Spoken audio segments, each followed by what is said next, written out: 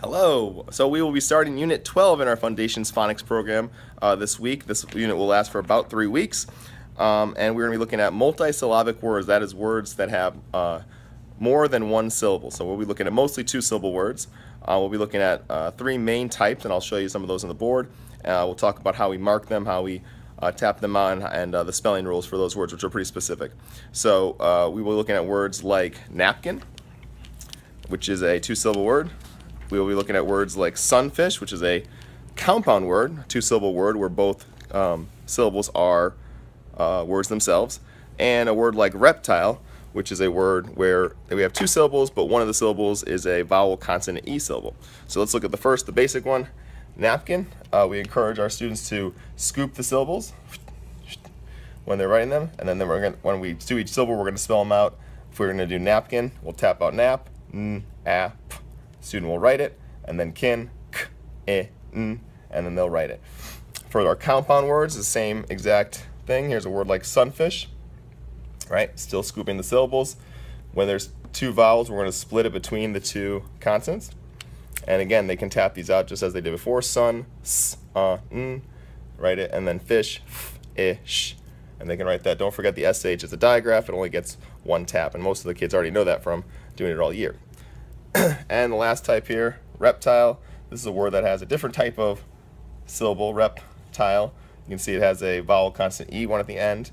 It's important because we're teaching the students that they're going to find the 2 vowels and then split it between the 2 consonants. Some kids might get confused seeing that other vowel at the end there, but remember it's a silent E.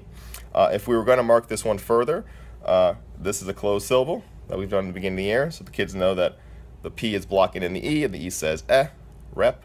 And the tile here is going to be a vowel consonant E syllable where the I says I. So we'll put it's called a macron above that. Students know how to do that as well. And then they can actually cross out the E to show that that E is silent. So that's if you want to mark the vowels, if you want to mark the syllables further. So the rules for spelling are pretty specific. So you're going to see there's going to be a sheet that comes home like this, but I'll give you the basic information on it. When you do multisyllabic words, you should hand your child 2 index cards, 2 cubes, 2 blocks, 2 something to represent the syllables. Dictate a word, so if we did the word like sunfish, you would say sunfish. Your student should repeat the word and then place the 2 index cards down. Point to each index card as they say it. So they'd point to the first index card and say sun, and then point to I'll do it over here. Point to the next index card and say fish. Next, your child can touch the first blank card again and actually spell out the word sun, so they could tap it out. S-n, say the letters S-U-N, sun, and write it down. And then they can do the exact same thing for fish. So, for example, let's just try it out on the board here. So let's pretend these are 2 index cards for our student. So I would say the word sunfish. Student would echo back sunfish. Then they would put down 1 card, sun, the other card, fish, right? Next, your child can touch the first blank card and say sun, and they would write down the syllables after they tap it, sun, S-U-N, sun.